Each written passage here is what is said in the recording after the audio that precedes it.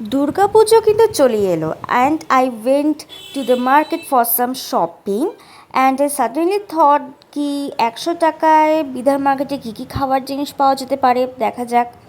Then I went to this tea cafe and I ordered 1 plate veg momo which was for 50 rupees, but ভীষণই বাজে খেতে ছিল, মানে মনে হচ্ছিলো আমাকে গত দিনের মোমোটাই হয়তো খেতে দিয়েছে। Then I was left with 50 rupees only.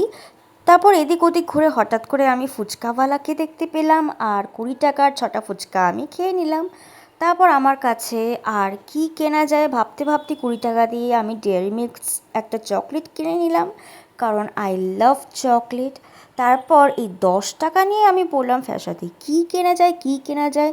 আইসক্রিমওয়ালাকে আমি অ্যাপ্রোচ করলাম, কিন্তু বললো যে লাস্ট আইসক্রিমের প্রাইস হচ্ছে 15 রুপিস।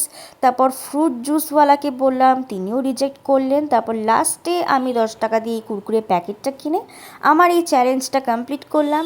তোমরাও পুজোতে কী কী শপিং করলে আর কী কী খেলে মার্কেট গিয়ে অবশ্যই